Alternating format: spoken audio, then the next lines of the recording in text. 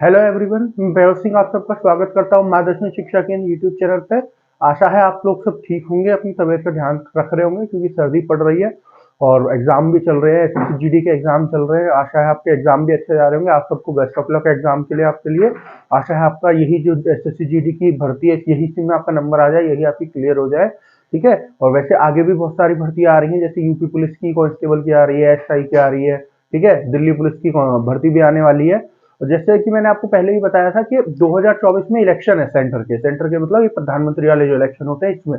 तो इस ये इलेक्शन है, इस वजह से 2023 में आपके लिए बहुत भर्ती आने वाली है। ठीक है। 2023 में एकदम बम्पर भर्ती आने वाली है।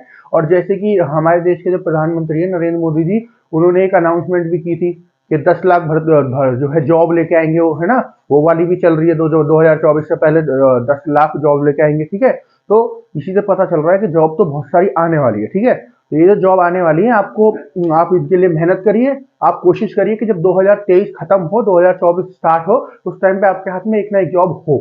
ठीक है। और ऐसा कैसे होगा? ऐसा जब भी होगा जब आप लगातार मेहनत करेंगे। ठीक है।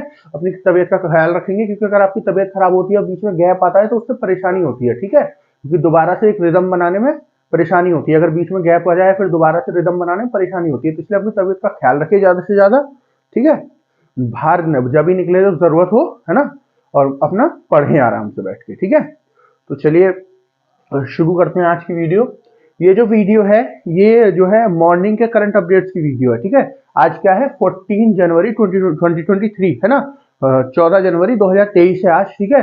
तो ये हमारी मॉर्निंग करंट अपडेट की वीडियो है। तो हमने करंट अपडेट की जो हमारी वीडियो है उसको दो पार्टों में बांटा हुआ है। एक मॉर्निंग करंट अपडेट, एक इवनिंग करंट अपडेट। ठीक है। तो मॉर्निंग करंट अपडेट सुबह को 8 बजे आ जाती है। ठीक है। अभी तक हम लाइव कर रहे थे कल तक इसको, लेकिन आज से हम इसको रिकॉर्डेड डाला करेंगे। डाला 8 ही बजे करेंगे। 8 से सवा 8 के बीच में ये पड़ जाया करेगी। ठीक है।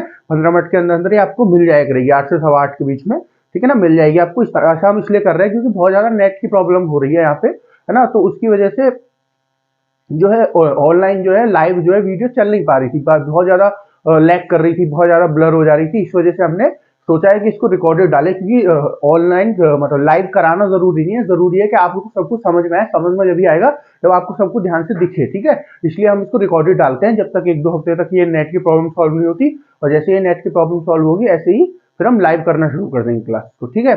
तो एक हमारी जो मॉर्निंग अपडेट आती है ये सुबह को 8 बजे आती है, फिर इवनिंग अपडेट आती है शाम को 8 बजे आती है। तो हमने इसको दो पार्टों में इसलिए बांटा है ताकि सुबह के 8 बजे से पहले जो भी अपडेट आ रहे हैं हम सारा आपको प्रोवाइड करें, या फिर रात को 8 बजे से पहले जो भी अपडेट है हम आपको सारा प्रोवाइड करें। आपको 24 घंटे का इंतजार ना करना पड़े एक जो अपडेट आ रही है पूरे दिन में। ठीक है।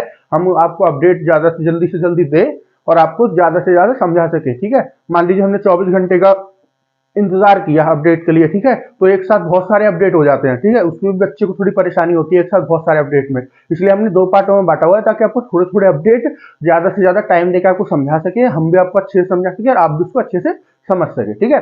तो चलिए आज की वीडियो शुरू करते हैं। हम लोग आज बात करने वाले हैं मॉर्निंग करंट अपडेट्स की 14 जनवरी 2023 के जो मॉर्निंग करंट अपडेट है। ठीक है। तो चलिए शुरू करते हैं। पहला जो करंट अपडेट है क्या है? Tamil Nadu government want to revive Sethusamudram project. जो तमिलनाडु की गवर्नमेंट है ना, ये क्या चाह रही है? रिवाइव करना चाह रही है। रिवाइव मतलब होता है दोबारा से जिंदा करना चाह रही है, दोबारा से उत्पन्न करना चाह रही है। ठीक है। ये एक प्रोजेक्ट जो है सेतु समुद्रम प्रोजेक्ट, इस प्रोजेक्ट को। ठीक है। तो ये जो प्रोजेक्ट है इसके बारे में मैं आपको बताता हूँ। इस प्रोजेक्ट के बारे में आपने सुना होगा, मैं बताता हूँ आपको। ये जो प्रोजेक्ट है ये पहले 2006-7 में लाया गया था गवर्नमेंट के द्वारा। ठीक है। सेंट्रल गवर्नमेंट के द्वारा। उस टाइम पे यूपीए की गवर्नमेंट थी सेंटर में, जो कांग्रेस है आपकी, उसकी जो कॉलिशन है बहुत सारी, उनकी गवर्नमेंट थी उस टाइम पे। मतलब प्रधानमंत्री कौन थे? आपके मनमोहन सिंह जी थे। तो उस टाइम पे इस प्रोजेक्ट को पहली बार लाया गया था। ठीक है। पर इसके ऊपर फिर बहुत ज्यादा विवाद हो गए। ठीक है। अपोजिशन का, लोगों का बहुत ज्यादा विवाद हुआ, उसके बाद इसको खत्म कर दिया गया। ठीक है ना। तो अब जो ये तमिलनाडु की गवर्नमेंट है, जो तमिलनाडु है, ये इसको दोबारा से जिंदा करना चाहता है, दोबारा से लाना चाहता है। ठीक है। अभी मैं आपको बताऊंगा इसमें क्या होगा और ये क्यों इतना जो है इसके खिलाफ हुआ, प्रोटेस्ट वगैरह हुए। ठीक है। क्यों इतने सारे हुए, पहले मैं आपको बताता हूँ। अभी थोड़े दिन पहले एक मूवी आई थी अक्षय कुमार की, राम सेतु नाम से, है ना। आप उस मूवी को देखिएगा अगर आपने नहीं देखी है।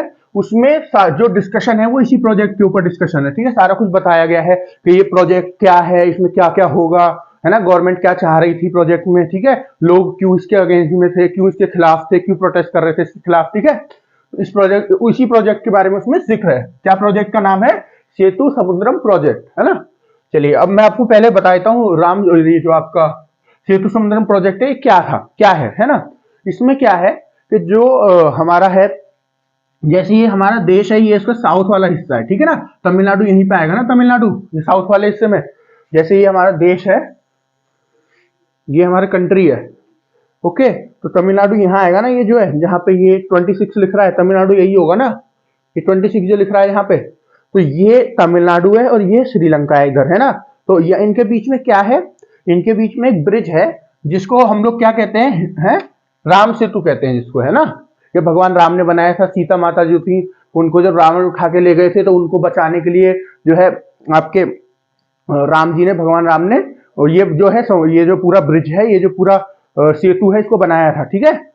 और ये इससे गई थी पूरी सेना और ब्रिज उनको लेके आ गई थी, सीता जी को रावण को मार के, उनको हरा के, रावण को हरा के, और वापस आ गई थी उनकी सेना, ठीक है ना।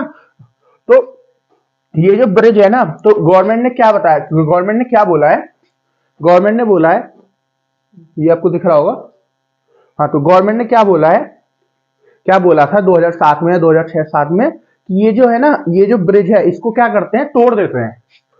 तो कैसे, मतलब मैं आपको पूरा समझाता हूँ। जैसे ये तमिलनाडु है, ये श्रीलंका है, ठीक है, ये तमिलनाडु है, ये श्रीलंका है, और ये बीच में आपका ये जो है ये राम सेतु है, ठीक है।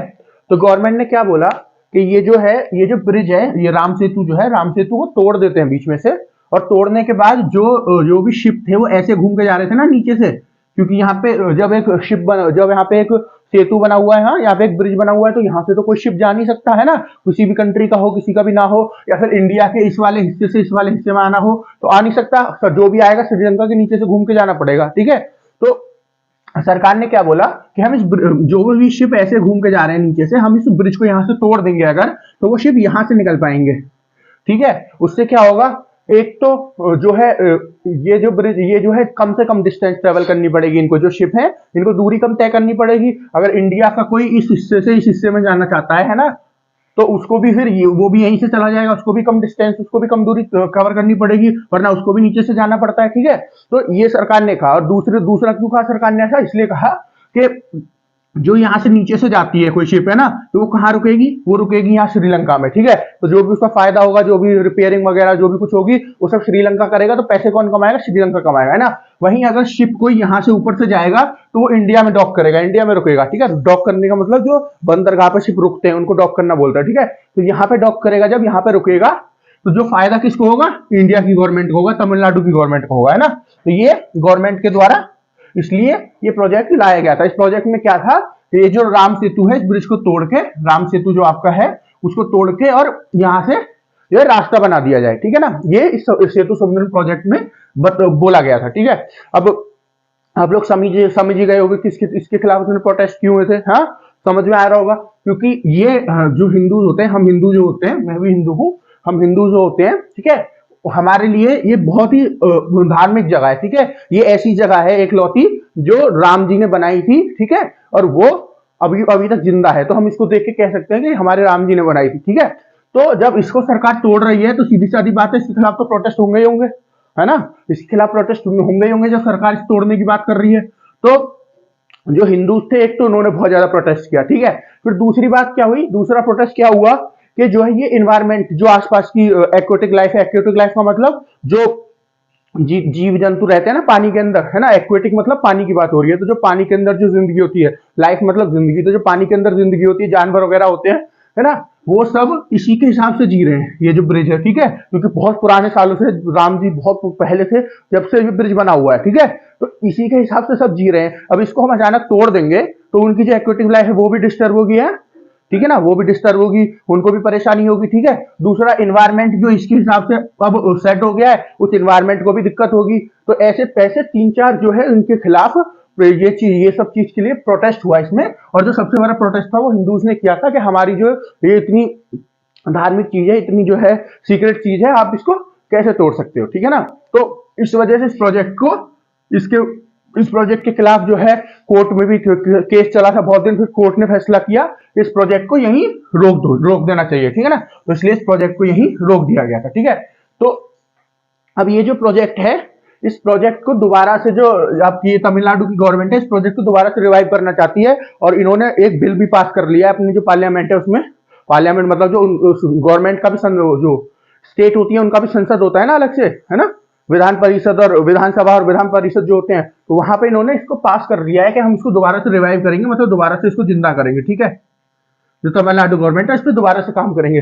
फिर क्या होगा, फिर भी यही होना है, दोबारा से भी रिवाइव करके, कुछ नया तो होना नहीं है। हिंदू जो है फिर प्रोटेस्ट करेंगे, और करना भी चाहिए। मेरा मानना है कि ऐसी जो चीजें होती हैं इनको कैसे आप तोड़ सकते हो, किसी की धार्मिक चीजों को कैसे आप तोड़ सकते हो, किसी की फीलिंग्स को ऐसे कैसे हर्ट कर सकते हो, ठीक है। और दूसरी चीज, ये टूरिज्म के लिए भी बहुत ज्यादा यूज होता है, ठीक है ना। तो ऐसे आप इन सब चीजों को नहीं तोड़ सकते। तो अगर ये दोबारा रिवाइव होगा तो दोबारा फिर वही सब होगा, प्रोटेस्ट वगैरह होगा, केस चलेगा कोर्ट में, ठीक है ना। और फिर दोबारा से मुझे लगता है कैंसिल होगा, क्योंकि ये टूटेगा तो है नहीं, सीधी सारी बात है, टूटना तो नहीं चाहिए, ठीक है ना। तो ये जो प्रोजेक्ट है क्या है कि ये जो राम सेतु है, ठीक है, ये जो ब्रिज है राम सेतु, इसको तोड़ के और यहाँ से जो है शिप वगैरह निकल सके, ये इस प्रोजेक्ट में सजेस्ट किया गया था, प्रपोज किया गया था। प्रपोज मतलब बोला गया था, ठीक है ना। तो आशा है आपको राम सेतु, ये जो सेतु संबंधन प्रोजेक्ट जो है समझ में आ गया होगा, ये पूरा क्या था, इसके खिलाफ क्या क्या प्रोटेस्ट हुई थी, क्यों इसको फिर बंद कर दिया गया, और अब ये तमिलनाडु गवर्नमेंट इसको रिवाइव करना चाहती है, इसको ओपन करना चाहती है, ठीक है। चलिए अब आज की सेकंड न्यूज देखिए। सेकंड न्यूज क्या है आज की? इंडिया अबॉलिशेस डिस्क्रिमिनेटिंग हज कोटा फॉर पिलग्रिमेज, ठीक है। तो जो आपके ये है इंडिया है, इसने हज कोटा जो था, हज का जो कोटा होता है उसको अबॉलिश मतलब उसको हटा दिया, उसको खत्म कर दिया है, ठीक है, जो पिलग्रिमेज के लिए होता है, ठीक है। पिलग्रिम कौन होते हैं? जो आपके क्या बोलते हैं उनको, जो जाते हैं, श्रद्धालु जो होते हैं, है ना। पिलग्रिम मतलब जो श्रद्धालु होते हैं उनको बोलते हैं, ठीक है। तो इसमें क्या है, जो हज यात्रा होती है ना, जो इस्लाम धर्म होता है उसमें हज यात्रा होती है, जो आपका सऊदी अरेबिया में मक्का है एक जगह, एक शहर, वहां पे ये लोग जाते हैं, ठीक है। कब? जून जुलाई के महीने में जाते हैं, ठीक है, जून जुलाई के महीने में जाते हैं ये लोग वहां पे, है ना। तो ये लोग वहां पे जाते हैं, है ना। हज जो है इनकी वो एक धार्मिक जगह, सबसे धार्मिक जगह जो मानी जाती है इस्लाम धर्म में, वो हज ही मानी जाती है। तो ये लोग वहां पे जाते हैं, ठीक है ना, जो मुस्लिम्स होते हैं। तो वहां पे जब ये लोग जाते हैं मुस्लिम्स, तो सऊदी अरेबिया की गवर्नमेंट होती है ना, वो उनके लिए बहुत मुश्किल होता है, क्योंकि बहुत सारे मुस्लिम्स एक साथ जाते हैं, बहुत सारे लोग एक साथ जाते हैं। तो जब बहुत सारे लोग एक साथ जाते हैं, तो ये जो जून जुलाई का महीना होता है ना, वहां पे उनको फिर कंट्रोल करना, उनकी सिक्योरिटी, उनको खाने को मिल रहा है कि नहीं मिल रहा, उनका देखभाल वो मतलब रहने के लिए मिल रहा है कि नहीं मिल रहा, सऊदी अरेबिया की गवर्नमेंट को सब कुछ देखना पड़ता है। तो सऊदी अरेबिया की गवर्नमेंट क्या करती है, जो भी कंट्रीज होती है ना, उनको जितनी उनके अंदर मुस्लिम पॉपुलेशन है ना, जैसे इंडिया के पास सबसे दूसरे नंबर पे मुस्लिम पॉपुलेशन है इंडिया के और इंडोनेशिया के बाद, ठीक है। तो जितनी मुस्लिम पॉपुलेशन है ना, उस हिसाब से कोटा देती है सब कंट्रीज को, ठीक है, कि आप जो है इतने लोग इस साल भेज सकते हो, आप जो है इतने लोग भेज सकते हो, जितने उनके अंदर मुस्लिम पॉपुलेशन होती है उस हिसाब से कोटा देती है सऊदी अरेबिया की गवर्नमेंट, ठीक है ना। तो अब ये जो कोटा होता है, इसमें से कोटा जो है हमारे यहाँ जब आता है इंडिया में, तो वो कोटा दो हिस्सों में बंटता है। सबसे पहले जो 70% होता है ना, वो एक आपकी हज कमेटी है उसको जाता है, ठीक है। ये जो आपकी मिनिस्ट्री ऑफ माइनॉरिटीज है ना, मिनिस्ट्री ऑफ माइनॉरिटीज जो है उसमें एक कमेटी बनी हुई है, हज कमेटी, उसको उसके लिए ये जो कोटे की 70% जो सीट है वो उसको जाती है, ठीक है, जो आपकी हज कम्युनिटी है, तो हज कमेटी है, ठीक है। और जो 30% बची, ये जो प्राइवेट होते हैं उनको दे दी जाती है ना। प्राइवेट मतलब जो अपने प्राइवेट उससे जाना चाहते हैं, ठीक है, वहां से टिकट बुक करिए और वहां से जाइए, ठीक है। ये जो है गवर्नमेंट मतलब डायरेक्टली गवर्नमेंट नहीं होती, लेकिन हाँ गवर्नमेंट के उसमें आ जाती है, क्योंकि मिनिस्ट्री ऑफ माइनॉरिटीज जो है उनके अंडर आ जाती है। ये जो है प्राइवेट हो जाती है। क्या फर्क हो सकता है इन दोनों में? प्राइवेट और जो सरकारी चीज होती है उसमें पैसे का फर्क आ जाता है, ठीक है, फैसिलिटीज का थोड़ा फर्क आ जाता है, और पैसे जो है और जो प्राइवेट होती है उससे थोड़ा महंगा हो जाता है, और जो गवर्नमेंट की होती है वो थोड़ी सस्ती हो जाती है। उस हिसाब से गवर्नमेंट की में थोड़ी कम फैसिलिटीज भी मिलती है, ठीक है, और जो प्राइवेट होता है उसमें फैसिलिटी भी ज्यादा मिलती है, ठीक है ना। तो बस यही फर्क आता है इनमें, बाकी कोई फर्क नहीं आता। तो ये 30% तो जो है उधर चली गई आपके, 30% तो प्राइवेट में चली गई। अब बात होगी ये जो 70% बच रही है, ठीक है। तो ये जो 70% है, इसमें से 500 जो सीट है, पूरी 500 सीट जो है वो दे दी जाती है आपकी जो गवर्नमेंट है, जो सेंटर में गवर्नमेंट बैठी है ना, उसको ये 500 सीट दे दी जाती है, ठीक है, 500 सीट इसको दे दी गवर्नमेंट को। और जो यहाँ सीट बच गई 70% में से 500 देने के बाद जो यहाँ सीट बच गई, उनको ये हज कमेटी कहाँ बांट देती है, उनको ये हज कमेटी जितनी भी स्टेट है हमारे यहाँ 28 स्टेट है ना, राज्य जो है उनमें बांट देती है, उनकी गवर्नमेंट को दे देती है। ठीक है, और फिर जो स्टेट्स होती हैं फिर वो अपने यहाँ सबसे एप्लीकेशन मंगवाती हैं। स्टेट्स को किस हिसाब से बांटा जाता है, स्टेट्स को भी पॉपुलेशन के हिसाब से, जहां मुस्लिम पॉपुलेशन ज्यादा है उनको ज्यादा सीट मिलेगी, जहां कम है उनको कम सीट मिलेगी। ठीक है, तो जब उनको सीट मिल जाती है स्टेट गवर्नमेंट को, जो स्टेट में गवर्नमेंट बैठी हुई है उनको जब सीट मिल जाती है फिर वो सबसे पूछते हैं, सबसे एप्लीकेशन मांगते हैं आपको किसको जाना है किसको नहीं जाना। ठीक है, तो जैसे मान लीजिए उनके पास एक यूपी है, जैसे मैं यूपी का एग्जांपल लूं, यूपी के पास 100 सीट आई है ना, पर जो एप्लीकेशन आई है वो 150 आ गई, तो फिर क्या होगा, है ना, एप्लीकेशन ज्यादा आ गई। अगर कम आई तो परेशानी नहीं है, पर ज्यादा आ गई तो क्या परेशानी होगी, ज्यादा आ गई तो फिर क्या करेगी यूपी गवर्नमेंट, जितने भी लोग हैं उनको एक दिन बुलाएगी, जैसे 150 एप्लीकेशन आई है तो 150 के 150 लोगों को एक दिन बुलाएगी, और फिर लकी ड्रॉ होता है ना, एक पेपर में सबके, एक बॉक्स में सबके नाम लिखे हुए रखे होते हैं, उसमें से निकालना होता है, तो बस वही लकी ड्रॉ के सिस्टम से फिर जो भी 100 लोग लकी होंगे जिनके नाम 100 आ जाएंगे जिनके, उनको वो मिल जाएगा टिकट। ठीक है, और वो फिर जा सकते हैं। ठीक है, और बाकी जो 50 बचे वो बच गए, अगली बार वो जा सकते हैं। ठीक है, तो ये जो सीट थी 70% में से 500 तो यहाँ चली गई। ठीक है, और बाकी जो थी वो स्टेट्स में बढ़ गई, है ना। अब ये जो 500 है, अब इनके ऊपर बात होगी, ये जो 500 गवर्नमेंट को जा रही थी। ठीक है, अब इस 500 में से 300 जो है, 300 जो है वो जो गवर्नमेंट के वो होंगे ना, जो पोस्ट होती है, जैसे प्रधानमंत्री, आपके प्रेसिडेंट, राष्ट्रपति प्रेसिडेंट होते हैं, प्रधानमंत्री आपके प्राइम मिनिस्टर हो गए। ठीक है, और आपकी जो माइनॉरिटी वो है, माइनॉरिटी वाली जो मिनिस्ट्री ऑफ माइनॉरिटी है उसको जाती है कुछ सीट, और कुछ सीट जाती है वाइस प्रेसिडेंट को। ठीक है, 300 में से। ठीक है, तो ये 300 सीट तो हम सबको चली जाती है, अभी मैं बताऊंगा कि कितनी कितनी जाती है। ठीक है, और जो 200 बची 500 में से 300 इधर चली गई, जो 200 बची ये दोबारा से क्या है, हज कम्युनिटी के पास चली जाती है। ठीक है, हज कमेटी थी ना उसके पास चली जाती है, क्योंकि हज कमेटी की यहाँ सीट खत्म हो गई, 500 यहाँ देने के बाद बाकी सब उसने स्टेट में बांट दी, तो अब जो है हज कमेटी को ये जो 200 बची ये भी हज कम्युनिटी को दे दी जाती है। ठीक है, उसके बाद ये जो 300 सीट है अब इसको बांटेंगे, 300 सीट में से 100 तो आपके प्रधानमंत्री के लिए जाती है ना, प्राइम मिनिस्टर के लिए, 75 ये आपके प्रेसिडेंट के लिए जाएंगी, ये आपके वाइस प्रेसिडेंट के लिए, और जो 50 बची वो कहां जाएंगी, वो आपकी मिनिस्ट्री ऑफ माइनॉरिटीज के पास जाएगी। ठीक है, वो जाएगी आपकी मिनिस्ट्री ऑफ माइनॉरिटीज। हाँ नहीं, एक थोड़ी सी गलती हो गई, ये 100 जो है ये जाएंगी प्रेसिडेंट के पास, आपके राष्ट्रपति के पास, ये 75 और ये 75 जाएंगी ये प्रधानमंत्री के पास और ये वाइस प्रेसिडेंट के पास। ठीक है, और ये जो 50 बची ये जाएंगी जो माइनॉरिटी जो मिनिस्ट्री ऑफ माइनॉरिटी है उसके पास। ठीक है, अब यहाँ पे क्या होता है, ये जो 300 सीट है जो इनको जो है इनको हटाया गया इनको हटाया गया है। ठीक है, ये जो अबॉलिश किया गया है, हटाया गया है, इन 300 सीटों को हटाया गया है। ऐसा क्यों हुआ, हटाया गया मैं आपको बताता हूँ। ये जो 300 सीट थी ना, इनको क्यों रखा गया था, सबसे पहले मैं आपको ये बताता हूँ। ये इनको जो है वीआईपी सीट बोलते हैं। ठीक है, इनको वीआईपी सीट बोलते हैं क्योंकि प्रधानमंत्री, आपके राष्ट्रपति इन सबके पास होती है। ठीक है, उपराष्ट्रपति इन सबके पास होती है, तो इसलिए इनको वीआईपी सीट बोलते हैं। ठीक है, तो इनमें क्या होता है, जैसे मान लो किसी को बहुत जरूरी जाना है, ठीक है, और उसको सीट नहीं मिली है, तो वो यहाँ आके रिक्वेस्ट कर सकता है, इनमें से किसी के भी साथ एप्लीकेशन देके रिक्वेस्ट कर सकता है, मिलकर रिक्वेस्ट कर सकता है, और फिर उसको ये सीट दे दी जाएंगी। ठीक है, ऐसा जब ये बनाई गई थी, ऐसा इसीलिए बनाई गई थी। ठीक है, लेकिन अब दिक्कत क्या होती है, ऐसा तो होता नहीं है कि जिस चीज को जिसलिए बनाओ वो ऐसा ही काम करे, कुछ गलत काम भी उसमें जरूर होता है। ठीक है, तो इसमें क्या होता था, ये किसी जरूरतमंद को तो मिलती नहीं थी सीट, ये सीट किसको मिलती थी, ये जैसे मान लीजिए आपकी सरकार में किसी से जान पहचान है, उसने इनसे रिक्वेस्ट करके आपको दिला दी। ठीक है, या आपको कोई जानने वाला है, या कोई पुलिस वाला आपका जानने वाला, ऐसे करके जानने वाला कोई है, या इनमें से कोई जानने वाला है, उसके हिसाब से आपको सीट मिलती थी। ठीक है, तो जो जिस चीज के लिए बनाई गई थी उस चीज का तो इसमें काम हो नहीं रहा था, बाकी जानने वाला, जान पहचान से काम हो रहा था। ठीक है ना, तो ये इसलिए सीटों को जो है, इनका काम जो इसलिए बनाई गई थी ये हो नहीं रहा था, इस वजह से इनको जो गवर्नमेंट है उसने हटा दिया है। ठीक है, ठीक है, गवर्नमेंट ने इनको हटा के, और ये जो जनरल कोटा था, है ना, ये जनरल कोटा कौन सा था, 70% वाली जो थी, इनमें इसी में जोड़ दिया है इसको। ठीक है, और ये 70% वाली में जुड़ के इसमें 300 सीट और जुड़ गई है ना, और वो फिर स्टेट्स में बढ़ जाएंगी। ठीक है ना, अब वो स्टेट्स में बढ़ जाएंगे 300 सीट और। ठीक है, ये वाली जो सीट है ना, जो मैं आपको वीआईपी सीट बता रहा हूँ, इनके ऊपर इनके ऊपर कोर्ट में बहुत पहले से केस चल रहा है। 2011 में केस इनके ऊपर डाला गया था सुप्रीम कोर्ट में। ठीक है, और फिर 2012 में सुप्रीम कोर्ट ने फैसला सुनाया, पहले जो है 300, ये जो 500 सीट हुआ करती थी ना, इन 500 की जगह पहले 12,000 सीट हुआ करती थी, 12,000, है ना। 2012 में सुप्रीम कोर्ट ने इनको 12,000 से घटा के 500 किया था। ठीक है, ये भी आप जान लीजिए। तो ये ऐसे पूरा सिस्टम होता है ना, जो भी हज वाली सीट होती है ऐसे ऐसे बढ़ती है, जो सऊदी अरेबिया ने हमको दी, फिर उसको हमने ऐसे ऐसे बांटा अपने देश में, ठीक है। तो ऐसे ऐसे सीट बढ़ती है।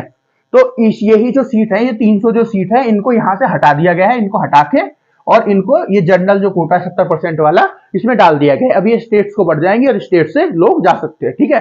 स्टेट या जो आपकी यूनियन टेरिटरी होती है इनसे लोग जा सकते हैं, ठीक है। तो यही वाली सीट है जो हटाई गई है, ठीक है ना। तो आशा आपको पूरा समझ में आ गया होगा। अब नेक्स्ट न्यूज की तरफ चलते हैं। नेक्स्ट न्यूज क्या है? Union minister Sarbananda Sonowal inaugurates school of logistic waterways and communication in Agartala, ठीक है। अगरतला कहाँ है? त्रिपुरा की कैपिटल है अगरतला, ठीक है। त्रिपुरा की राजधानी है। त्रिपुरा कहाँ है आपका? ये आपका नॉर्थ ईस्ट जो हमारा इलाका है वहां पे पड़ता है ना। मैं आपको इसमें दिखाता हूं मैप में। हाँ, यहाँ पे त्रिपुरा पड़ता है, ये जो यहाँ पे पड़ेगा त्रिपुरा आपका, ठीक है। बांग्लादेश से बिल्कुल साइड में, बांग्लादेश के बिल्कुल साइड में यहाँ पे आपका त्रिपुरा पड़ेगा। आपको दिख रहा होगा यहाँ पे आपका त्रिपुरा पड़ेगा। एक बार आप गूगल करके मैप देख सकते हैं, आपके पास मैप है उसमें भी देख सकते हैं। अगरतला आपका यहाँ पे पड़ेगा, ठीक है। जैसे मैं अगर आपको बताऊं, ये आपका मान लीजिए नॉर्थ ईस्ट का इलाका है इंडिया का, ठीक है ना। ये नॉर्थ ईस्ट का इलाका है। तो ये वाला जो जगह है ना, ये वाली, ये त्रिपुरा है, ठीक है। यहाँ पे जो जगह है ये त्रिपुरा है। इसकी कैपिटल क्या है? अगरतला, ठीक है। तो अगरतला जो है इसमें ये एक स्कूल खोला गया है। किस चीज का स्कूल है? Logistic and waterways and communication, ठीक है। लॉजिस्टिक, वाटरवेज और कम्युनिकेशन। इसमें जो है क्या पढ़ाई हुआ करेगी? इसमें पढ़ाई हुआ करेगी कि जो लॉजिस्टिक्स होते हैं, लॉजिस्टिक क्या होते हैं? लॉजिस्टिक क्या होते हैं कि जो भी पूरा प्रोसेस होता है ना, किसी चीज को एक जगह से दूसरी जगह जाने के लिए जो भी चीज चाहिए होती है। जैसे मान लीजिए हमारा भारत है, ठीक है, और इंडिया में कोई यूपी से चीज, उत्तर प्रदेश से चीज गुजरात के पोर्ट तक जानी है, क्योंकि उसको एक्सपोर्ट करना है, ठीक है। उसको एक्सपोर्ट करना है, बाहर देना है ना। तो गुजरात का जो बंदरगाह है वहां तक पहुंचानी पड़ेगी, जब भी तो शिप के थ्रू, जहाज के थ्रू किसी और देश में जा पाएगी। तो जो यूपी से पहले मान लीजिए ट्रक में उसको लोड कर दिया, ट्रक में स्टार्ट होने के बाद वो चली चली चली चली, फिर वो वहां पहुंच गई। वहां पे मान लीजिए अब वो किसी नदी से उसको जाना पड़े, तो वहां पे शिप में उतार के नदी से उतारी है, या तो मान लीजिए ट्रेन से आ रही थी, ट्रेन से आ रही है ना।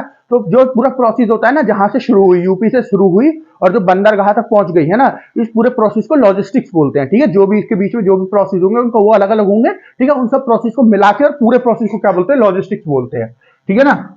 वाटरवेज क्या होते हैं? वाटरवेज मतलब जो पानी में रास्ते होते हैं, ठीक है। जैसे नदियों में शिप चलते हैं, ठीक है, इन सबको भी वाटरवेज कहते हैं, ठीक है ना।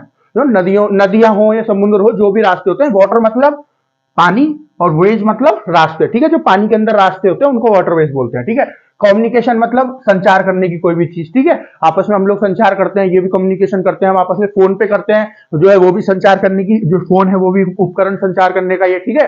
तो लॉजिस्टिक, वाटरवेज और कम्युनिकेशन पे ये स्कूल काम करेगा। इन्हीं के ऊपर एक स्कूल डिग्री देगा। कहां पे खोला गया है इसको? अगरतला में, जो त्रिपुरा की कैपिटल है, ठीक है। नॉर्थ ईस्ट स्टेट है हमारी त्रिपुरा, ठीक है। अब इसमें क्या है, ये इसको क्यों खोला गया है? ताकि जो हमारे बच्चे हैं वो लॉजिस्टिक्स के बारे में अच्छे से जान पाए, है ना, वाटरवेज के बारे में अच्छे से जान पाए, कम्युनिकेशन के बारे में अच्छे से जान पाए, ताकि उन पर अच्छे से अच्छे काम कर सके। जो हमारे देश है उसके अंदर जो पोटेंशियल है उस पर अच्छे से काम कर सके। जो हमारा लॉजिस्टिक है उसको अच्छे से जो है इंप्रूव कर सके लॉजिस्टिक को। अब मान लीजिए लॉजिस्टिक में क्या और क्या चीज, मैं आपको एग्जांपल दूं। जैसे मान लीजिए आपने ऑनलाइन कोई सामान मंगाया, कोई ई कॉमर्स वेबसाइट से, जैसे मान लीजिए अमेजोन से कुछ मंगाया, ठीक है। वो सामान आपका 10 दिन में आ रहा है, ठीक है। 10 दिन में आ रहा है, 2 हफ्ते में आ रहा है, ठीक है। तो अब वो जैसे पूरा आएगा ना, जहां से वो स्टार्ट हुआ, पैक हुआ और हमारे यहाँ तक पहुंचेगा, जो भी बीच में प्रोसेस हुए, तो पहले किसी शिप से आएगा, कहीं दूर से आ रहा है तो शिप से आएगा, फिर उसको गाड़ी में ट्रेवल कराया जाएगा, फिर जो हमारे यहाँ पे बाइक पे लोग देने आते हैं वो देने आएंगे। तो ये पूरा प्रोसेस जो होगा ना, बीच में कहीं रखा जाएगा, जो भी कुछ होगा, ये पूरे प्रोसेस को क्या बोलेंगे? लॉजिस्टिक बोलेंगे, ठीक है। अब लॉजिस्टिक इंप्रूव करने का क्या मतलब है? पहले ये 10 दिन में आ रहा था, ठीक है, फिर उन्होंने अपनी सर्विस को फास्ट कर दिया, ठीक है। फास्ट करने के बाद क्या हुआ? अभी हमारे पास 5 दिन में आने लगा, ठीक है। जब 5 दिन में आने लगा तो बीच की जो प्रोसेस है वो पूरा बहुत तेज हो गया होगा, इसीलिए तो। और हम तो यही चाहते हैं कि जो भी चीज हम मंगा रहे हैं वो जल्दी से जल्दी हमारे पास आ जाए, ठीक है। तो इसलिए लॉजिस्टिक्स को इंप्रूव करना क्या कहते हैं? कि जो बीच के प्रोसेस है वो तेज हो जाए और अच्छे हो जाए, इंप्रूव हो जाए, ठीक है, उनमें कोई परेशानी ना हो। इंप्रूव कैसे? मान लीजिए कोई सामान आ रहा है ना, और रास्ते में एक्सीडेंट भी हो सकता है ट्रक का, या कुछ भी हो सकता है, या उन्होंने ठीक से मान लीजिए रखा नहीं ट्रक में सामान, तो गिर गिरा के टूट भी सकता है। तो ये सब भी सही हो जाए, ये सब कुछ भी ना हो ऐसा, है ना। ये भी लॉजिस्टिक का ही काम है, क्योंकि जो पूरा सामान ला रहे हैं, संभालना तो उन्हीं का काम है ना, जो लेके आ रहे हैं। तो इस वजह से कहा जाता है कि लॉजिस्टिक जो है बहुत अच्छे होने चाहिए कंट्री के। अगर मान लीजिए लॉजिस्टिक हमारे यहाँ के बहुत अच्छी है ना, तो हम जो है किसी और देश में, हमको मान लो यूपी से कोई चीज खरीदी गई, यूएसए ने कोई यूपी से चीज खरीदी उत्तर प्रदेश से, तो उत्तर जो समय लग रहा होगा यूपी से और आपका यूएसए तक पहुंचने तक है ना, उस समय को जितना कम किया जा सके, जितना वो कम होगा उतना हमारा लॉजिस्टिक अच्छा होगा, जितना अच्छी तरह पैकिंग होगी अच्छी तरह पहुंचेगा और जितना कम समय लगेगा उतना अच्छा हमारा लॉजिस्टिक है। वो वाटरवेज कैसे, वाटरवेज जो आजकल जो गवर्नमेंट है वो क्या काम कर रही है, वो जितनी भी हमारे यहाँ नदी है ना उनमें भी शिप चला रही है, ठीक है, उनको भी ट्रांसपोर्ट का एक जरिया बना रही है ताकि एक जगह से लोग दूसरी जगह वाटरवेज के थ्रू जा सके। रोड तो बनी रही है ना, रोड बन रही है, रेलवेज बन रही है नई नई, ठीक है, जो रेल होती है वो पटरी होती है वो नई नई बिछ रही है। इसी तरह एक और ये जाने का तरीका है, एक और ये ट्रेवल करने का तरीका बनाया है वाटरवेज, ठीक है, जो पानी के थ्रू जो है उससे भी ट्रेवल किया जा सके, ठीक है। और कम्युनिकेशन तो अच्छे से अच्छा हो, इस चीज के ऊपर भी काम चल रहा है, ठीक है, नई नई चीजें नए नए उपकरण आ रहे हैं ताकि कम्युनिकेशन अच्छा हो सके। तो इसीलिए इस स्कूल को बनाया गया है, जो इंडिया का पोटेंशियल है उसको, पोटेंशियल मतलब जो इंडिया के बच्चे बच्चे कर सकते हैं, लोग कर सकते हैं, वो अपने जो है उनके बारे में बच्चे सीख सकें। और इस ये जो सेक्टर है ये लॉजिस्टिक वाटरवेज और कम्युनिकेशन वाला, इसमें ज्यादा से ज्यादा अच्छा काम किया जा सके इंडिया के फ्यूचर में, क्योंकि जितनी ये चीज अच्छी होंगी इतना ही इंडिया के लिए अच्छा है, इतना ही अच्छा होगा तो इतनी इंडिया की जीडीपी बढ़ेगी, इतनी नौकरी मिलेगी लोगों को, ठीक है ना। तो इस वजह से ये बहुत जरूरी है, ठीक है। नेक्स्ट चलते हैं, ये आपकी नेक्स्ट जो है एक इंटरनेशनल न्यूज हो गई। तो चलिए पहले जो ऊपर की 3 न्यूज है, जो आपकी नेशनल न्यूज है, जो आपकी कंट्री वाली न्यूज है, इनको एक बार रिवाइज कर लेते हैं, ठीक है। पहली न्यूज मैंने आपको क्या बताई, तमिलनाडु गवर्नमेंट जो है वो रिवाइव करना चाहती है, वो दोबारा से जिंदा करना चाहती है एक प्रोजेक्ट है सेतु समुद्रम प्रोजेक्ट, किसको, ठीक है, मैंने आपको सारा कुछ बता दिया। सेतु समुद्रम प्रोजेक्ट में क्या है, ये जो राम सेतु है, ये जो प्रोजेक्ट है सबसे पहले 2006-7 में आया था, जब यूपीए की गवर्नमेंट होती थी। यूपीए की गवर्नमेंट में मेजोरिटी पार्टी कौन थी, कांग्रेस पार्टी थी, ठीक है। उस टाइम पे हमारे प्रधानमंत्री कौन थे, प्रधानमंत्री मतलब आपके पीएम कौन थे, ठीक है। तो प्रधानमंत्री कौन थे उस टाइम पे, मनमोहन सिंह जी। तो ये उस टाइम पे ये प्रोजेक्ट सबसे पहली बार लाया गया था, सेतु समुद्रम प्रोजेक्ट। इसमें क्या था कि राम सेतु को तोड़ के, है ना, जो भी जहाज पूरे श्रीलंका से घूम के जाता है ना, उसको राम सेतु, जो जगह जहां पर राम सेतु ने, क्योंकि वो जगह घेरी हुई है ना, तो राम सेतु को तोड़ के वहां से निकाल के लाया जाए, ठीक है, जिसकी वजह से डिस्टेंस भी कम ट्रेवल करना पड़े, दूरी भी कम ट्रेवल करनी पड़े, चाहे वो इंडिया का कोई जहाज हो या कोई विदेश का हो, है ना। और जो भी काम हो वो इंडिया, मतलब अगर ऊपर से निकलेगा यहाँ से, जो यहाँ पे राम सेतु है यहाँ से निकलेगा, तो उसको यहाँ रुकना पड़ेगा इंडिया में। तो जो भी वो काम कर रहा होगा, जो भी उसने अपना काम करवाया होगा शिप में, जो भी फ्यूल भरवाया होगा, उस सबका पैसा कौन कमाएगा, इंडिया कमाएगा, ठीक है ना। तो इसके ऊपर बहुत ज्यादा प्रोटेस्ट वगैरह हुए, ठीक है ना, प्रोटेस्ट क्यों हुए मैंने आपको सारा कुछ बता दिया, है ना। फिर इसको, उस प्रोजेक्ट को वहां पे सुप्रीम कोर्ट के थ्रू, सुप्रीम कोर्ट ने इसको बंद कर दिया, ठीक है ना। उसके बाद अब ये जो गवर्नमेंट है, तमिलनाडु गवर्नमेंट, इसको दोबारा से जिंदा करना चाहती है इस पर काम करने के लिए, ठीक है। अब नेक्स्ट चलते हैं, नेक्स्ट क्या है, इंडिया अबॉलिश डिस्क्रिशनरी हज कोटा फॉर पिलग्रिम्स, ठीक है। तो जो हज कोटा है उसको इंडिया हटा रही है, इंडिया जो है खत्म कर रही है ना, अबॉलिश खत्म कर रही है इंडियन गवर्नमेंट, ठीक है। फिर मैंने आपको बताया कौन से कोटे को खत्म कर रही है इंडिया गवर्नमेंट, ठीक है। ये वाला जो 500 वाला कोटा था, ये इसको जो है, इसमें जो है कोटे को खत्म कर रही है, इसको वीआईपी कोटा बोलते हैं, तो इसको जो है खत्म कर रही है गवर्नमेंट, ठीक है ना। मैंने आपको बता दिया क्यों खत्म कर रही है ये सब, ठीक है। नेक्स्ट क्या है, union minister Sarbananda Sonowal inaugurate school of logistic waterways and communication in Agartala. Agartala कहाँ है, अगरतला आपकी त्रिपुरा की कैपिटल है। फिर मैंने आपको लॉजिस्टिक बता दिया, वाटरवेज बता दिया, कम्युनिकेशन बता दिया, और इस स्कूल को क्यों खोला जा रहा है, जो इंडिया का पोटेंशियल है वाटरवेज, लॉजिस्टिक और कम्युनिकेशन में, वो अच्छे से इंप्रूव हो सके, बहुत अच्छे से आगे बढ़ सके, और जो बच्चे हैं वो इसके बारे में अच्छे से सीख सके, ठीक है।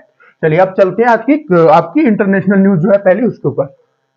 Indian submarine INS Sindhu Ratna get stuck in Russia, ठीक है।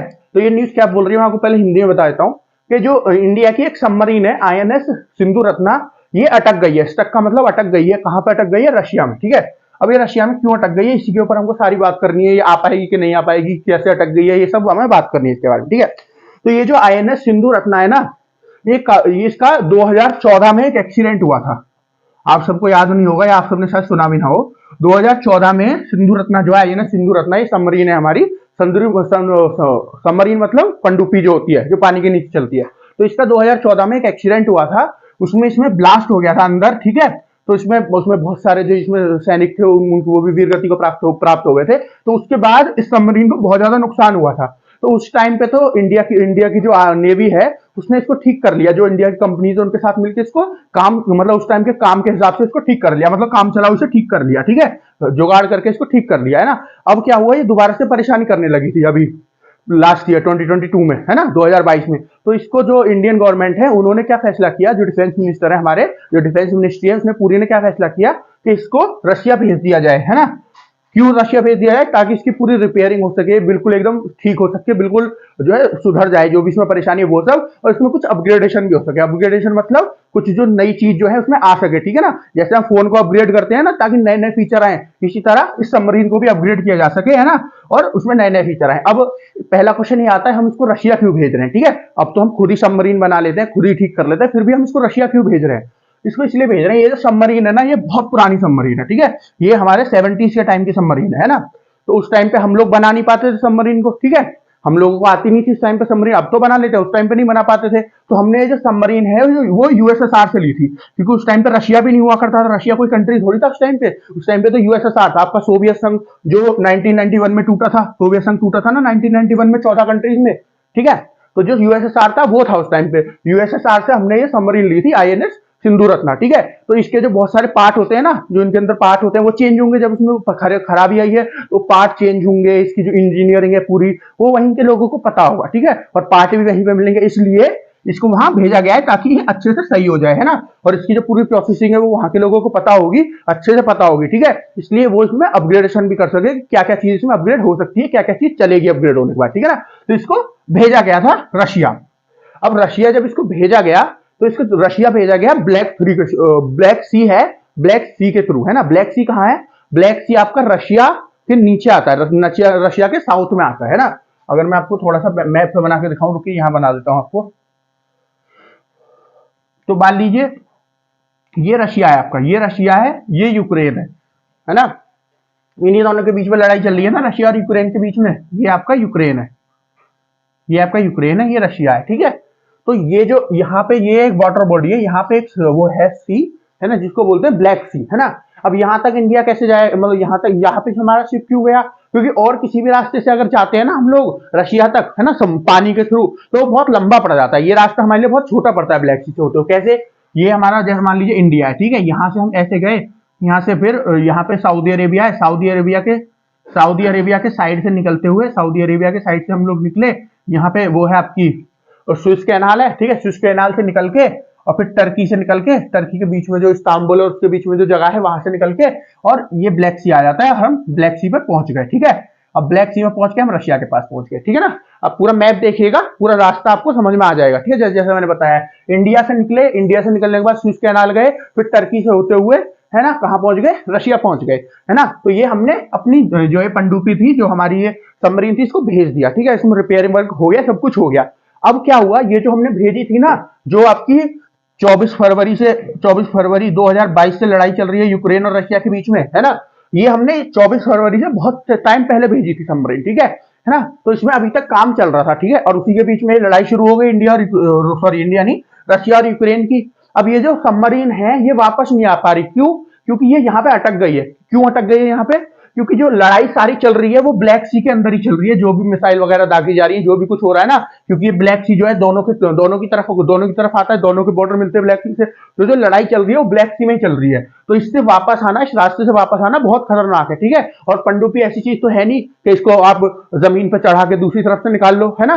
तो इस वजह से जो है इसको हम वापस नहीं ला रहे, इस वजह से ये यहाँ स्टक हो गई है, इस वजह से यहाँ रुक गई है इस जगह पे, ठीक है। हालांकि इसको लाने की बात चल रही है, कैसे लाने की बात चल रही है कि इसको जो है शिप के ऊपर रख के, है ना, शिप लिफ्ट करके। शिप लिफ्ट क्या होता है? जैसे आप एक मूवी है एयरलिफ्ट, आपने देखी होगी, अक्षय कुमार की एक मूवी एयरलिफ्ट। एयरलिफ्ट का मतलब क्या होता है? उसको एयरलिफ्ट क्यों बोलते हैं? क्योंकि जो बहुत सारे लोग वहां पे फंसे हुए थे कुवैत में, उनको लाया गया था एरोप्लेन में चढ़ा के, ठीक है, एरोप्लेन में उनको उठा के लाया गया था, है ना। तो जो चीज एरोप्लेन में रख के लाई जाती है उसको क्या बोलते हैं? एयरलिफ्ट बोलते हैं। उसी तरह जो आपका शिप लिफ्ट होता है, शिप लिफ्ट का मतलब जो चीज जहाज जो आपका शिप होता है उसके अंदर रख के लाई जाए, ठीक है ना। तो इसको पहले अब क्या प्लान किया गया है कि इसको शिप लिफ्ट करके, है ना, किसी जो इतना बड़ा कंटेनर हो जो उसको रख सके, आपकी सबमरीन को रख सके, उसको फिर उस कंटेनर में रख के सबमरीन को और शिप के अंदर रख के, और फिर जो रशिया का नॉर्थ वाला हिस्सा है ना, ऊपर वाला हिस्सा, नॉर्थ में जो रशिया का हिस्सा है ना, यहाँ पे आपका आर्टिक सी है ना, आर्टिक सी में उसको पहुंचा के, और जो फिर ये ऊपर से रास्ता आ रहा होगा नॉर्वे वगैरह से होके, वहां से अटलांटिक सी से होके, इसको अटलांटिक सी नहीं सॉरी मेडिटेरियन सी से होके फिर दोबारा स्विस कैनाल से निकाल के इसको इंडिया में लाया जाए, ठीक है। अब उसमें दिक्कत क्या आ रही है कि इंडिया जो है, रशिया या इंडिया इसको जो है शिप लिफ्ट नहीं करवा पा रहे। क्यों? क्योंकि जो 90% से 95% तक जो ये शिप वगैरह की कंपनी होती है ना, जो लीज वगैरह पे शिप देती हैं, और ये जो कंट्री होती हैं ये वेस्ट कंट्री होती है, तो यूरोप की कंट्री है, यूएस की कंट्री है, जापान की कंट्री है, साउथ कोरिया की कंट्री, ऐसी कंट्रीज होती हैं, ऐसी कंट्रीज की होती है ये कंपनी जो ये काम करती है। ठीक है, अब दिक्कत क्या हो रही है, रशिया के ऊपर इन सब कंट्रीज ने सैंक्शन लगा रखे हैं कि रशिया का कोई भी काम नहीं करेगा। ठीक है, अब जब ये काम तो रशिया का ही है, भले ही इंडिया का है, लेकिन उनको इतना कंसर्न नहीं है कि इंडिया का है, उनको ज्यादा कंसर्न क्या है कि रशिया का है। ठीक है, रशिया इसमें इन्वॉल्व है। ठीक है, इस वजह से ये लोग जो है अलाउ नहीं कर रहे किसी शिप को, तो इस वजह से थोड़ी परेशानी आ रही है इस शिप को ब्लैक सी से ऊपर साउथ नॉर्थ में ले जाने के लिए। ठीक है, तो जब कोई कंटेनर मिल जाएगा तो उसको नॉर्थ में पहुंचा के फिर ये दोबारा आ जाएगी लौट के। अब इसमें हमारे लिए समझने की बात क्या है ना, एक तो मैंने आपको ये समझा दिया कि स्टक है, क्यों वहां पे फंसी हुई है, किस लिए गई थी ये सब। ठीक है, अब इसमें समझने की बात क्या है, अब इसमें समझने की बात क्या है कि हमारी एक सबमरीन यहाँ पे फंसी हुई है, तो इससे हमको कोई परेशानी है? जैसे हमारी एक सबमरीन वहां पे फंसी हुई है तो कोई परेशानी हो या नहीं है कोई परेशानी, तो मैं आपको बताता हूँ। इंडिया के पास टोटल सबमरीन कितनी है? 17 से 18 सबमरीन है इंडिया के पास। ठीक है, और चाइना के पास कितनी सबमरीन है टोटल? चाइना के पास 79 से 80 सबमरीन है टोटल। ठीक है, ठीक है ना। इनको ऐसा एग्जैक्ट इसलिए नहीं बोलते क्योंकि एग्जैक्ट किसी को पता नहीं होती, जितनी बताई होती है वही पता होती है। ठीक है, हो सकता है एक्स्ट्रा भी हो, तो इसलिए एक दो जो है, एक दो का जो बफर है वो लेके चलते हैं। तो इंडिया के पास 17 से 18 है और चाइना के पास 79 से 80 सबमरीन है। ठीक है ना। अब वैसे ही इतना फर्क है इंडिया और चाइना की सबमरीन में। ठीक है, दोनों के बीच में लड़ाई सी भी चल रही है, लड़ाई तो नहीं चल रही पर कॉन्फ्लिक्ट तो चली रही है ना, एक दूसरे के खिलाफ तो खड़े ही है। अब एक सबमरीन इंडिया की यहाँ फंसी हुई है ना, वो कुछ ना कुछ काम तो सबमरीन आएगी ही, वो वहां फंस रही है। ठीक है, तो इंडिया के लिए ये परेशानी की बात है कि इंडिया की एक सबमरीन वहां फंस रही है। वैसे इंडिया बहुत पीछे है सबमरीन के मामले में चाइना से और उसमें एक और चीज कि सबमरीन वहां फंस रही है। ठीक है ना, तो इसमें समझने की बात यह है कि एक तो इंडिया की सबमरीन वहां फंस रही है, और ये सब जो कंट्री है, जो वेस्ट कंट्री है, जो इंडिया को अपने दोस्त बताते हैं, जैसे जापान या कोई आपकी यूरोप की कंट्री इतनी सारी हैं, या यूएस से, इनको कोई मतलब भी नहीं है कि इंडिया की वहां सबमरीन फंस रही है। क्योंकि अगर वो आपके दोस्त हैं, अगर वो दोस्त होते इंडिया के, तो वो पहले इंडिया से पूछते कि हम कोई ना कोई आपके लिए इंतजाम कर देते, क्योंकि इसमें रशिया को तो कुछ मिल नहीं रहा। ठीक है, अगर वो शिप को जो है प्रोवाइड कर देते तो उसमें रशिया को तो कुछ नहीं मिलेगा, बस इंडिया की सबमरीन को ही तो जो है शिप लिफ्ट करना है, उसको शिप लिफ्ट करके वो यहां से वहां छोड़ देगा ऊपर और निकल जाएगा वो, है ना। ऐसा कर सकता है ना, लेकिन उनको कोई कंसर्न ही नहीं है, उनको कोई मतलब ही नहीं है कि इंडिया की सबमरीन फंस रही है। तो बस यही मैं बताना चाह रहा हूँ, जो दोस्ती है कि ये जो दोस्ती है वेस्ट और इंडिया के बीच में, ये बस काम की दोस्ती चल रही है इस टाइम पे। ठीक है ना। ठीक है, तो आशा है आपको ये सारा कुछ समझ में आ गया होगा कि सबमरीन हमने वहां पे क्यों भेजी है, वहां पे क्यों फंसी हुई है। ठीक है, और यहाँ पे हमको परेशानी क्या है और हम उसको ला भी कैसे सकते हैं वापस, ये भी मैंने आपको बता दिया कि वापस कैसे ला सकते हैं उसको। ठीक है, तो चलिए आज की जो लास्ट न्यूज है उसको देखते हैं। लास्ट न्यूज क्या है? Pakistan and Russia will collapse by 2033 से यूएस रिपोर्ट। यूएस जो रिपोर्ट है, एक यूएस की जो वो है आपकी यूएस की एक कंपनी है, उसने ये एक रिपोर्ट दी है। ठीक है, क्या रिपोर्ट दी है? रिपोर्ट दी है कि जो रशिया और पाकिस्तान है ये कोलैप्स कर जाएंगे, है ना। जो कंपनी है उसका नाम क्या है? उसका नाम है अटलांटिक काउंसिल। ठीक है, जो कंपनी है, जो ये काउंसिल है, उसका नाम है अटलांटिक काउंसिल, है ना। इसने क्या किया है कि जो जियोपॉलिटिकल एक्सपर्ट होते हैं, जियोपॉलिटिकल मतलब जो पूरे उसके बारे में जानते हैं, क्या देशों में चल रहा है, सब कुछ सब पे नजर रखते हैं ना, ऐसे 160 जियोपॉलिटिकल एक्सपर्ट्स को की एक टीम बनाई है ना। यूएसए के जो जियोपॉलिटिकल एक्सपर्ट है उनकी एक टीम बनाई है ना, और उनसे बहुत सारे क्वेश्चन पूछे, उनसे बहुत सारे सवाल पूछे हैं, और सवाल पूछने के बाद ये पूरी रिपोर्ट बनाई है, जिसमें क्या निकाला है इन्होंने कि रशिया और पाकिस्तान दो ये ऐसे देश हैं जो 2033 तक, मतलब 2033 मतलब अब 2023 चल रहा है, तो इसका मतलब 10 साल के अंदर अंदर, है ना, एक ये दशक के अंदर अंदर, ठीक है, एक डिकेड के अंदर अंदर, इंग्लिश में कहूं तो 10 साल के अंदर अंदर ये जो देश हैं ये टूट सकते हैं, कोलैप्स मतलब टूट सकते हैं, है ना। अब देखिए, रशिया तो पहले भी कई बार टूट चुका है ना। मैंने आपको बताया रशिया पहले क्या हुआ करता था, यूएसएसआर हुआ करता था, इसके बाद 13-14 कंट्री में टूट गया। ठीक है ना, तो रशिया तो टूट सकता है ना। पाकिस्तान भी पहले टूट चुका है ना, इंडिया का हिस्सा होकर करता टूट गया है ना। टूटने में ऐसा नहीं है कि बिल्कुल टूट के अलग हो जाएंगे, बिल्कुल बिखर जाएंगे, है ना। मतलब टूटने का मतलब ऐसे है कि कुछ हिस्सा इनका टूट सकता है। जैसे पाकिस्तान में इतनी सारी पैसे की परेशानी चल रही है, इकोनॉमी इतनी खराब चल रही है, दूसरा बलूचिस्तान जो है वो अलग होने की बात कर रहा है, पाकिस्तान में तो ऐसी आशंका पूरी बन रही है कि टूट सकता है। रशिया में इनके अंदर भी इनकी भी इकोनॉमी गिरती चली जा रही है, दिन पे दिन गिरती जा रही है, सैंक्शन बढ़ रहे हैं, सैंक्शन इतने सारे हो गए। इनकी एक समय पे जब तक ये लड़ाई शुरू ही नहीं हुई थी तो 5वें से 6ठे नंबर पे इनकी इकोनॉमी आती थी, और अब इनकी इकोनॉमी 9वें नंबर पे चल रही है दुनिया के में, है ना। और यूएसए लगातार कोशिश कर रहा है कि इनकी इकोनॉमी को जल्दी से जल्दी अगले 1 से 2 साल में 10 से भी नीचे पहुंचाया जाए, ठीक है। और लॉन्ग टर्म प्लान क्या है, मतलब बहुत लंबे समय का प्लान क्या है, अगले 10 से 15 साल का प्लान क्या है यूएस का, कि इनको टॉप 20 जो इकोनॉमी है उनके अंदर से निकाल दिया जाए। और टॉप 20 का मतलब है इनको G20 ग्रुप से बाहर निकाल दिया जाए। G20 में जो टॉप 20 कंट्री वो है आपकी इकोनॉमी वाली कंट्री है वही आती है ना। मैंने आपको बताया G20 में टॉप 20 जो इकोनॉमीज है वो आती है, ठीक है, जिनकी दुनिया की सबसे 20 जो बड़ी आपकी कंट्रीज हैं जिनकी इकोनॉमी है वो इसमें आती है G20 ग्रुप में। और मैंने आपको एक और चीज बताई थी, G20 की मीटिंग इस बार इंडिया में होने वाली है 2023 वाली, ठीक है, ये भी याद रखिएगा। तो G20 से भी इनको बाहर निकाल सके यूएस इस चक्कर में लगा हुआ है बहुत तेजी से, है ना। तो जब इनके अंदर जो इकोनॉमी की परेशानी होगी तो ऐसा हो सकता है इनके यहाँ भी प्रोटेस्ट होने लगे, अंतर्गत लड़ाई होने लगे, तो उसके बाद इनका भी कोई छोटा मोटा हिस्सा टूट जाए, ठीक है, ये भी हो सकता है रशिया के साथ। तो ये जो है रिपोर्ट जो बोल रही है ये सच भी हो सकता है अगले 10 साल में, ठीक है। अब मैं आपको बताता हूँ किस तरह के क्वेश्चन पूछे गए थे, ना, क्योंकि 2-4 क्वेश्चन मैं आपको बताता हूँ किस तरह के पूछे गए थे, ठीक है। तो एक क्वेश्चन पूछा गया, पहले तो यही पूछा गया कि कौन सी ऐसी कंट्री है जो अगले 10 साल में टूट सकती है, छोटा मोटा हिस्सा टूट सकता है ना। तो उसमें वही रशिया, सबसे ज्यादा वोट किसको मिली, रशिया को, पाकिस्तान को, फिर यूएसए को भी मिली उसमें वोट। यूएसए में ये रिपोर्ट बनी थी, लेकिन यूएसए को भी ऐसी इसको जो है तीसरे नंबर पे वोट मिली। क्यों मिली यूएसए को तीसरे नंबर पे, क्योंकि यूएसए में भी आजकल आपस में बाहर तो सब अच्छा दिखता है, दूर से देखने में सब अच्छा लगता है, लेकिन यूएसए में अगर आप जाएंगे वहां पे देखेंगे, वहां की परेशानी, वहां की पॉलिटिकल सिचुएशन को समझेंगे ना, तो वहां पे जो 2 पार्टी है उनकी, एक डेमोक्रेट एक रिपब्लिक, इनके बीच में जो है बहुत ज्यादा दिक्कत हो रही है, ठीक है। अभी जब आपके 2021 में, है ना, 2021 में जब जो बाइडेन पावर में आए थे, जब जो बाइडेन प्रेसिडेंट बने थे, तो जो हारे थे उस टाइम पे कौन हारे थे, डोनाल्ड ट्रंप। तो इन्होंने एक्सेप्ट नहीं किया था, इन्होंने कहा था ये फर्जी इलेक्शन हुए, इसमें कोई धांधलेबाजी हुई है। तो इनके जो सपोर्टर थे वो सारे व्हाइट हाउस में घुस गए थे, जो भी कैपिटल हिल है उसमें घुस गए थे। मैंने थोड़े दिन पहले बताया था कैपिटल हिल क्या है, जैसे हमारे यहाँ पे राजपथ है ना, राजपथ के आसपास सारी जो है गवर्नमेंट ऑफिस है ना, और जो भी हमारा पार्लियामेंट है या प्रेसिडेंट हाउस है सब वही है। ऐसे ही कैपिटल हिल जो है यूएसए में जगह है जहाँ पे ये सारी चीजें हैं, जहाँ पे गवर्नमेंट की सब चीजें, ठीक है। तो वहां पे लोग घुस गए थे, है ना, प्रेसिडेंट के वाइस प्रेसिडेंट के तो ऑफिस में घुस गए थे, वहां घुस के उसकी सीट पर बैठ के सीट जो है फोटो खिंचा रहे थे, है ना, बहुत सारी फोटो ऐसी वायरल हुई थी, ठीक है।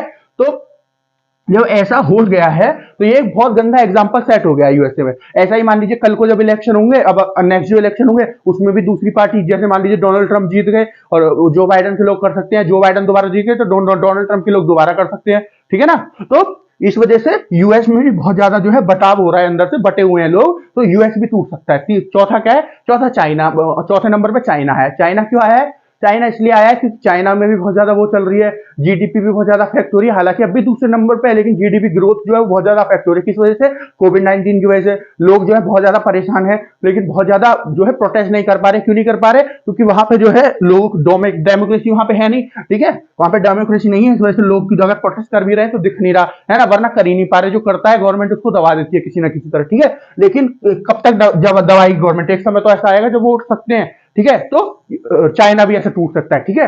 तो पहला क्वेश्चन क्या है, कौन सी कंट्री टूट सकती है। नेक्स्ट क्वेश्चन क्या था कि कौन सी कंट्री अगले 10 साल में फेल्ड स्टेट बन सकती है। फेल्ड स्टेट देखो, टूटने में और फेल्ड स्टेट मतलब कोलैप्स होने में और फेल्ड स्टेट बनने में बहुत फर्क है।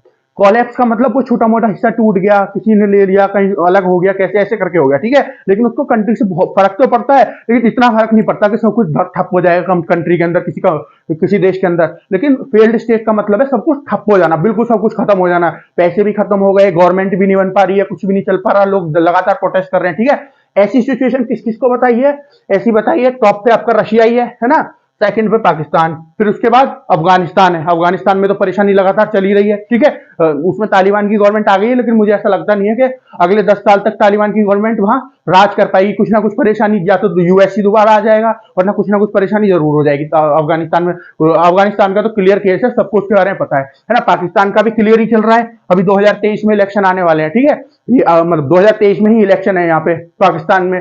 मान लीजिए इमरान खान हार गए दोबारा से, है ना, तो जैसे ही उन्होंने अब प्रोटेस्ट करी थी, जब इनकी गवर्नमेंट गिर गई थी, माइक पे खड़े होकर लोगों से बोल रहे थे हमारी आर्मी जो है वो करप्ट है, लीडर जो है करप्ट है, यूएस का जो है, यूएसए जो है उसका पूरा हाथ चल रहा है। और फिर लोग बहुत ज्यादा रैली कर रहे थे, बहुत बड़ी मात्रा में। अब मान लीजिए इस बार दोबारा हार गए इमरान खान, तो उसके बाद जो है और ज्यादा लोग इस बार प्रोटेस्ट भी कर सकते हैं, लड़ाई शुरू हो जाए, दंगे शुरू हो जाए यहाँ पे, ठीक है। यहाँ पे भी हो सकता है, पाकिस्तान में भी।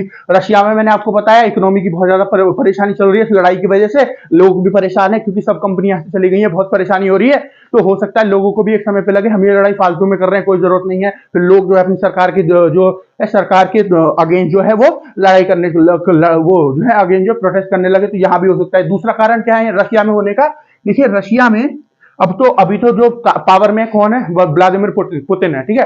अभी तो ये पावर में चल रहे हैं, लेकिन व्लादिमीर पुतिन ने क्या किया है कि जो भी कोई ऐसा लीडर था ना जो इनके अगेंस्ट खड़ा हो सकता था, इनकी जो गवर्नमेंट है, गवर्नमेंट तो नहीं मतलब इनको हटा सकता था इनके पद से, गवर्नमेंट तो एक ही होती है वहां, है ना, इनको हटा सकता था वहां से या इनके अगेंस्ट खड़ा हो सकता था, ऐसा कोई भी आदमी था ना, उसको इन्होंने या तो पकड़ के जेल में डलवा दिया, है ना, या तो उसको मरवा दिया, ठीक है। अब इससे परेशानी क्या है, इससे परेशानी ये है कल को मान लो व्लादिमीर पुतिन को अगले 10 साल में कुछ हो गया, है ना, डेथ हो गई, कुछ और हो गया या किसी वजह से हट गए, तो पावर में कौन आएगा? सब लोगों को तो ये मरवा रहे हैं, जेल में डलवा रहे हैं, पावर में कौन आएगा? अगर इंडिया में मानू, जैसे मैं आपको एग्जांपल दूं इंडिया का, कल को मान लीजिए पीएम मोदी जी हटे, क्योंकि हटेंगे एक न एक बार तो हटेंगे ना, अभी इलेक्शन आने वाले 2024 में, हो सकता है उसको जीतने के बाद फिर हट जाए, ठीक है, वो भी अगले 10 साल में ही आएगा, ठीक है।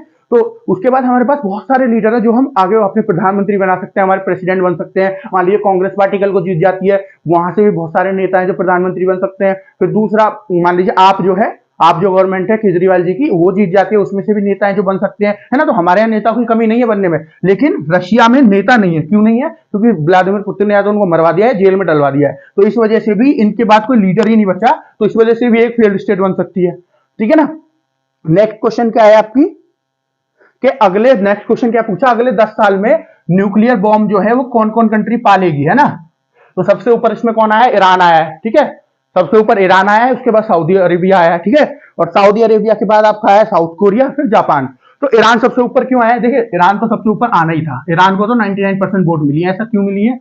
क्योंकि देखिए ईरान तो पूरी तैयारी इसको चल रही है, ठीक है। अगर कल को मान लो मैं सुबह उठूं या आप सुबह उठो और ये न्यूज आ जाए कि जो ईरान है उसने न्यूक्लियर बॉम्ब का टेस्टिंग कर लिया, ठीक है, ये न्यूक्लियर बॉम्ब फोड़ लिए, तो कोई मुझे परेशान वो नहीं होगी, है ना, कोई अचंबा नहीं होगा कि ईरान ने ऐसा किया है। क्यों क्यों नहीं होगा? क्योंकि देखिए ईरान पिछले पिछले 4-5 सालों से लगातार चल रहा है न्यूज में कि ईरान जो है न्यूक्लियर बॉम्ब बना रहा है, न्यूक्लियर बॉम्ब बना रहा है, ठीक है ना। इसीलिए तो जो ईरान है उसका यूएसए के साथ वो चल रहा है, पंगा चल रहा है। क्यों चल रहा है? क्योंकि यूएस चाहता है ईरान जो है बॉम्ब ना बनाए, इसलिए इनके ऊपर सैंक्शन पे सैंक्शन लगा रहा है, और जो ईरान है वो मान नहीं रहा, वो बॉम्ब बनाने में पूरा लगा हुआ है, ठीक है ना। तो इस वजह से कोई इसमें डाउट है ही नहीं कि जो है ईरान पहले नंबर पे नहीं आएगा। फिर सऊदी अरेबिया दूसरे नंबर पे क्यों आया है? सऊदी अरेबिया दूसरे नंबर पे इसलिए आएगा क्योंकि देखिए ईरान ने बॉम्ब बना लिया। ईरान और जो सऊदी अरेबिया है इनके बीच में बहुत ज्यादा कॉन्फ्लिक्ट रहती है, इनके बीच में हमेशा लड़ाई रहती है। जो ये इस्लामिक कंट्री है, दोनों मुस्लिम कंट्री है, लेकिन जो सिया सुन्नी वाला जो फैक्टर होता है ना इस्लाम में, उसकी वजह से एक कंट्री में सिया है, दूसरी कंट्री सुन्नी मुसलमान है दूसरी में, तो इसलिए इनके बीच में लड़ाई चलती है। तो जब ईरान ले लेगा बॉम्ब, ईरान ने बना लिया मान लीजिए न्यूक्लियर बॉम्ब, तो फिर सऊदी अरेबिया भी जल्दी से जल्दी बनाएगा, वरना तो ईरान के पास एक अपर हैंड हो जाएगा। तो या तो बनाए या किसी पाकिस्तान वगैरह की हेल्प लेके अपने यहाँ लेके आए कैसे भी, पर सऊदी अरेबिया भी ले आएगा यहाँ पे, ठीक है ना। तो ऐसे कुछ क्वेश्चन जो है वो पूछे गए थे, ठीक है इसमें। तो एक बार आप ये बोर्ड देख लीजिए पूरा, आशा है आपको ये सारा कुछ समझ में आ गया होगा। आप चाहें तो स्क्रीनशॉट ले सकते हैं, लेकिन मेरी राय यही होगी कि आप नोट्स अपने हाथों से बनाएं, चाहे कॉपी पेन से बनाएं या फिर आप अपने लैपटॉप में नोटपैड वगैरह से बनाएं, और उसको अपनी लैंग्वेज में लिखें, क्योंकि यहाँ मैंने जो पॉइंट लिखे हैं समझाया है आपको, ये बहुत ज्यादा हौस पौस हो गया है, ठीक है। अगर आप, है ना, तो अपने आप अगर अपनी लैंग्वेज में लिखा होगा तो आप उसको आराम से समझ सकते हैं जब भी आप रिवाइज करेंगे, ठीक है। अगर उस टाइम पे कुछ समझ नहीं आता है तो फिर आपके लिए वीडियो मार्गदर्शन शिक्षा केंद्र यूट्यूब चैनल पर हमेशा रहेगी, आप कभी भी आके इसको देख सकते हैं, ये कभी भी कहीं नहीं जाने वाली, ठीक है। तो आप अपने हाथ से नोट्स बनाएं ताकि उनको आप रिवाइज करते समय जल्दी से जल्दी पढ़ सके, जल्दी से जल्दी समझ सके, और कुछ नहीं समझ में आता है तो ये वीडियो हमेशा अवेलेबल है, ठीक है। तो फ्रेंड्स आज के लिए इतना ही। हमारी जो वीडियो है इसको अपने फ्रेंड्स को शेयर करें, जो भी कोई तैयारी कर रहा है उसको शेयर करिए, ताकि वो भी इसके बारे में जान पाए, जो भी ये करंट न्यूज होती है, करंट अपडेट्स होती है, उनके बारे में जान पाए, क्योंकि एग्जाम में ये पूछी जरूर जाती है, ठीक है ना। तो आज के लिए इतना ही। हमारी जो वीडियो है इनको ज्यादा से ज्यादा लाइक करिए, शेयर करिए, हमारा जो चैनल है उसको सब्सक्राइब करिए, हमको सपोर्ट करिए, ताकि हम हमको ऐसी अच्छी वीडियो, नए टॉपिक पे वीडियो ला सकें और नए सब्जेक्ट भी शुरू कर सके, ठीक है ना। फ्रेंड्स आज के लिए इतना ही, धन्यवाद।